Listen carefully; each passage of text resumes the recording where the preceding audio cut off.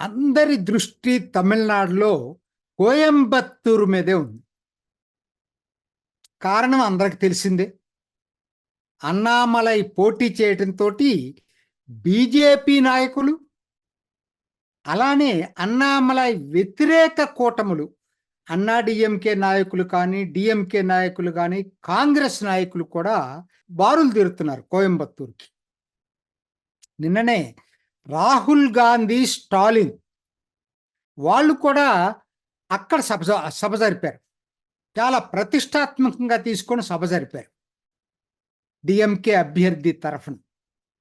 So కాబట్టి ఇవాళ అది ఒక పెద్ద దేశంలోనే ప్రతిష్టాత్మకమైన ఎన్నిక అయిపోయింది. అదిగాక ఎన్నికలు మొదటి ఫేజ్లో జరుగుతున్నాయి తమిళనాడులో. ఏప్రిల్ 19 జరుగుతున్నాయి కాబట్టి ఈ ఫోకస్ సహజంగానే తమిళనాడు మీద ఎక్కువ ఉంది ఇవాళ. అయితే దీని కోయంబత్తూరు రకరకాల వాళ్ళు వస్తున్నారు. ఒక్క తమిళియన్స్ అనేది కాకుండా ఇప్పుడు ఉదాహరణ హర్దీప్ సింగ్ పూరి వచ్చాడు. ఎందుకు వచ్చాడు అంటే సిక్కులు ఉన్నారు అక్కడ. నిన్న నారా లోకేష్ వచ్చి వెళ్ళాడు 2 రోజులు. ఎందుకని? నాయుడు కమ్యూనిటీ చాలా గౌండార్స్ తర్వాత అతిపెద్ద కమ్యూనిటీ కోయంబత్తూరులో నాయుడుస్. సో అందుకోసం నారా లోకేష్ వచ్చాడు. మలయాళీ అసోసియేషన్ వాళ్ళందరూ వచ్చి మీటింగ్ పెట్టి దాంట్లో అన్నామలై మాట్లాడి వెళ్ళాడు. కోర్స్ తేజస్వి సూర్య వచ్చాడు. సో ఏంటంటే ఎందుకు ఇలా జరుగుతుందనే దానికి మీరు కోయంబత్తూరు గురించి కూడా మనకి ఇంకొంచెం మరింత వివరంగా తీసుకోవడానికి ప్రయత్నం చేద్దాం. తమిళనాడులో కోయంబత్తూర్ సెకండ్ లార్జెస్ట్ సిటీ, అది మనం మర్చిపోవద్దు. చెన్నై తర్వాత ఎప్పటి నుంచో, ఇవాళ కాదు మొదటి నుంచి కూడా నిజంగా చెప్పాలంటే గత 15 సంవత్సరాలు ప్రోగ్రెస్ ఆగిపోయిందని చెప్పుకోవచ్చు. చాలా ముందు నుంచి కూడా అది ఎంఎస్ఎంఈ ఆటోమోటివ్ ఇండస్ట్రీకి చాలా ఫేమస్. అది మనకి ఏ మిక్సర్ కావాలన్నా కోయంబత్తూర్ మ్యానుఫ్యాక్చర్డే. వెట్ గ్రైండర్స్ అన్నీ కూడా అక్కడి నుంచి వస్తాయి. సో ఎంఎస్ఎంఈకి చాలా ప్రధానమైనటువంటి ఫోకస్ ఉంది.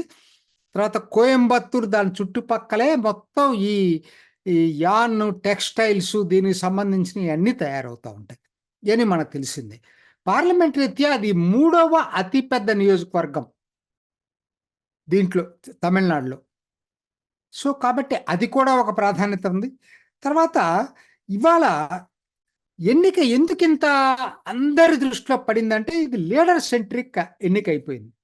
ఎక్కడైనా సరే లీడర్ ప్రధానంగా ఫోకస్ అయినటువంటి చోట అది దేశం మొత్తాన్ని ఆకర్షిస్తుంది. అన్నామలై పోటీ చేయడంతో ఇది జరిగింది. నిజంగా చెప్పాలంటే మిగతా 2 క్యాండిడేట్స్ దేశంలో ఎవరికి తెలియదు, అన్నామలై తప్పితే. లోకల్ వాళ్ళకి తెలుసు మరి కాబట్టి ఎందుకు ఇందాక నేను చెప్పినట్టు వీళ్ళందరూ ఎందుకు వస్తున్నారంటానికి కూడా ఇంకో ప్రత్యేకత ఉంది కోయంబత్తూరుకి. నాన్ తమిళియన్స్, తమిళేతరులు గణనీయంగా ఉన్నటువంటి నియోజకవర్గం. మలయాళీలు సహజం, నైబరింగ్ కాబట్టి పాల్ఘాట్కి అక్కడికి చాలా దగ్గర. సో మలయాళీలు చాలామంది కోయంబత్తూరులో సెటిల్ అయ్యారు. దాంతోపాటు ఎప్పుడో వచ్చి ఉన్నటువంటి Naidu community, Telugu speaking community, but Tamil బాగా ధారాళంగా మాట్లాడతారు. ఇవాళ ఎన్నో జనరేషన్స్ క్రితం వాళ్ళు వెళ్ళింది. ఇందుట్లో మళ్ళీ 2 రకాలు ఉంటాయి. చాలామందికి ఇది తెలుసో లేదో కానీ అక్కడ బలిజనాయుడు, కమ్మనాయుడు అని అంటారు. ఈ కోయంబత్తూరు ప్రాంతంలో కమ్మనాయుళ్ళు ఎక్కువ మంది ఉంటారు.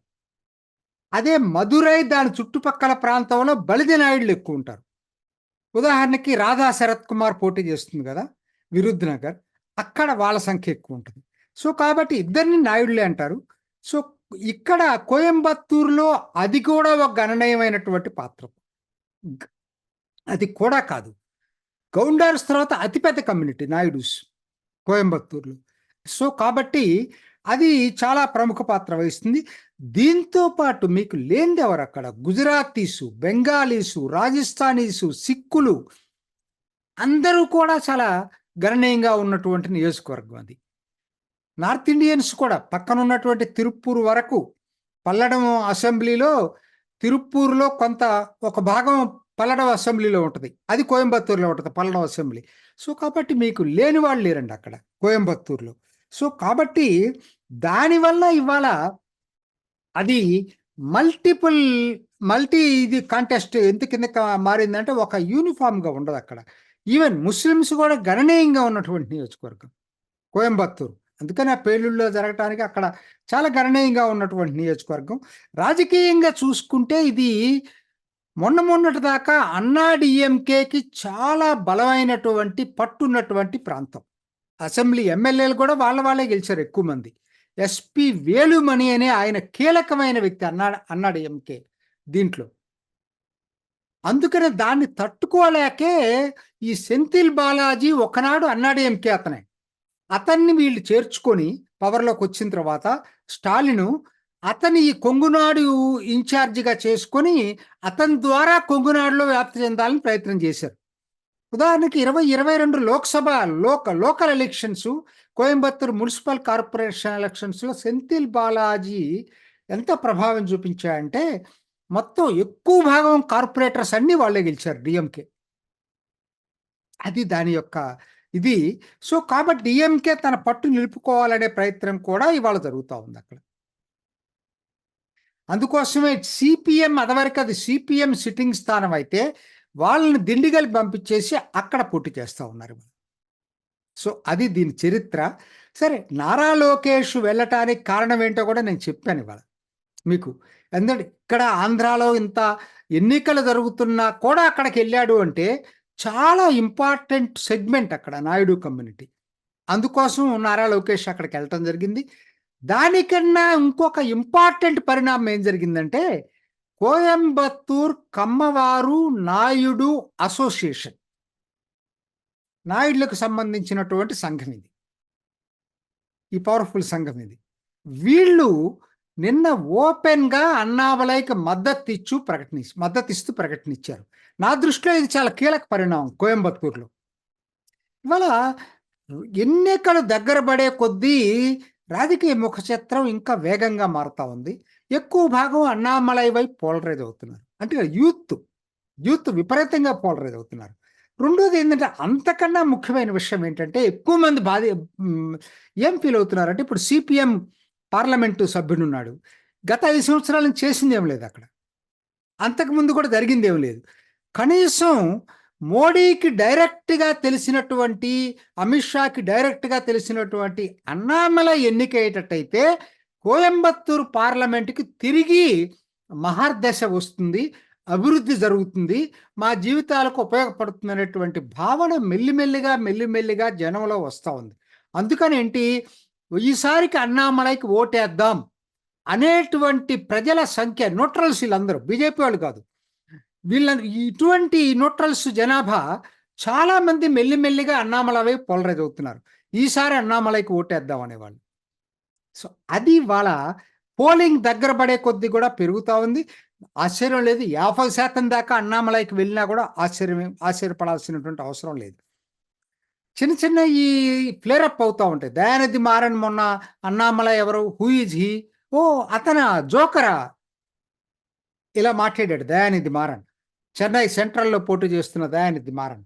అది చెన్నై ప్రజలు, తమిళనాడు ప్రజలు హర్షించట్లేదు. అంత అహంకారంగా మాట్లాడటం తప్పు అనేదే ఎక్కువ మంది ప్రజలు ఫీల్ అవుతున్నారు. దానివల్ల అన్నామలై కలిసి వచ్చింది అది, అటువంటి మాట్లాడటం వల్ల.